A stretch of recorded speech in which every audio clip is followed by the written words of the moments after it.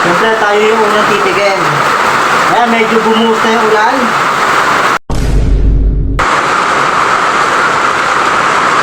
Pwede kayo mag-order sa akin, message lang kayo ha. Ha? Pakasarap.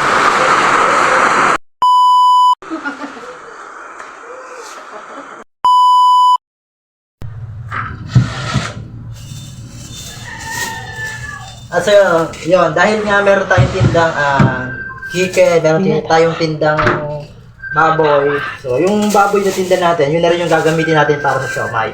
So pinagiling ko na siya sa palengke dahil wala tayong gilingan. Ito, puro laman talaga. Ito yung nami-miss ng ating mga customer, yung siomai na puro laman. Let's go!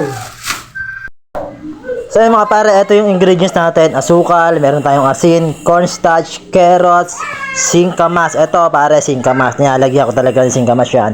Siyempre may bawang, oyster, paminta at siyempre 2 itlog at yan, 1 kilong giniling. So yung guys, i-mix lang natin lahat ng ingredients. So lalagay ko naman sa comment section kung ano yung mga ingredients na ginamit natin. So yan, lagyan natin ng itlog muna siyempre. At syempre, huwag nyo kalimutan gumamit ng gloves. Black man yan or white, basta gloves.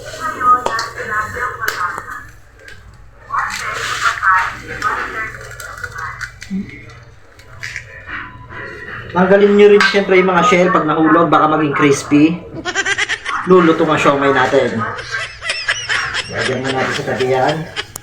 So ito, bawang.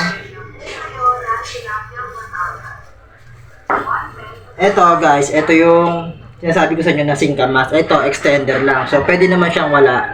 Ako kasi nasanay na meron na ito. So, lalagyan na natin. At konti lang, huwag na masyadong marami kasi kapag tumatagal, nagtutubig siya eh. At itong dinadamihan ko, yung carrot. Siyempre, minsan lang naman kumain ng mga bata ng gulay. Dito, mapapakain sila ng gulay. Kagaya ng sinabi ko, kaya purong laman ang ginagamit ko.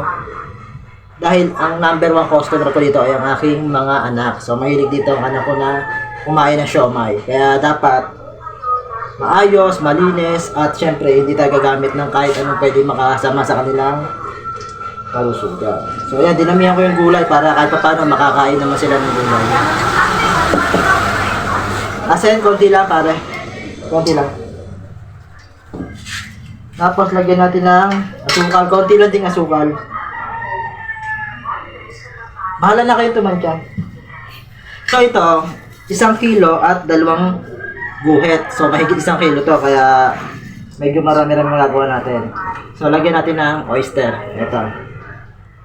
Tantya na lang din. Ako kasi isang buong oyster yung tag 20 pesos sa tindahan. Yun ang ginagamit ko. So ito yung pinakapampalasa ko. Hindi na ako gumagamit ng ibang pampalasa pare.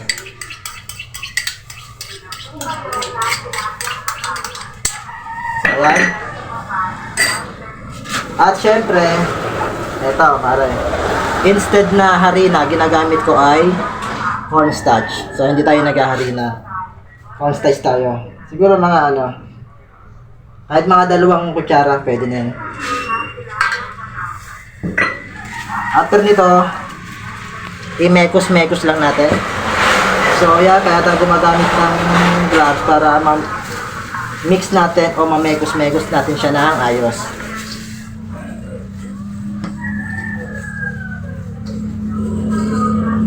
So ito pinapakita ko.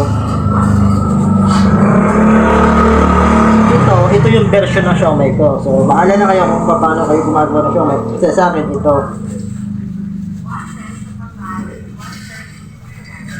Talagang wala kang malalasaan dito na kakaiba. Kasi talagang laman lang siya. So pwede rin mo siyang gawin Shanghai. Ikaw kung anong gusto mo. Pero mas masarap to guys kung may hipon. Pero syempre dahil pambenta to dito sa labasan, okay na ito. Tutubo tayo dito kahit konti. Mabili ng ulam. Pamikit lang natin.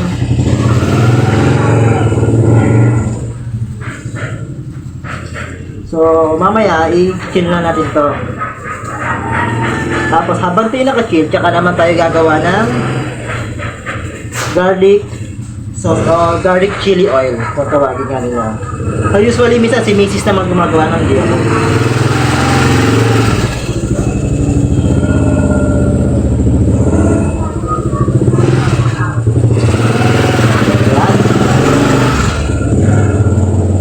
Pasensya nyo na maingay. Alam nyo naman, nasa ano tayo, tabing kalsada. So, ito na yun, guys. Kunin ko lang yung ating cling wrap. So, after mo siyang mamekus-mekus, syempre, i-cling wrap natin.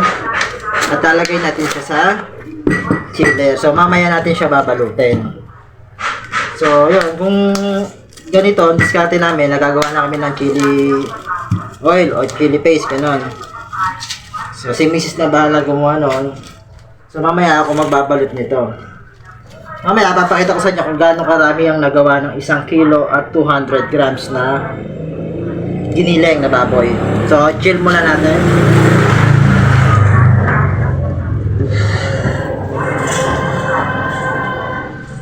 At yun mga pare, so i-chill lang natin siya ng 30 minutes. And syempre, habang nag-aantay tayo, gagawa na tayo ng chili oil. So, dito lang sa bakuran ko, maraming sili.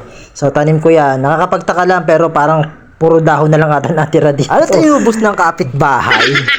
At syempre mga pare, balutin na natin yan. So, simple lang magbalot ng siomay. So, ako nga, binabaliktad-baliktad ko lang yan. Tapos, ayan, taklob-taklob lang ng konti. Pero paglalagay ko ng siomay, pabaliktad siya. Hindi pero nakadepende naman yan sa inyo kung paano kayo magbabalot ng siomay. So ayan, natapos na nga ako at pangit nga yung pagkakabalot. Pangit kasi yung wrapper na nabili namin ngayon. Ano yung wrapper ang sinisisi?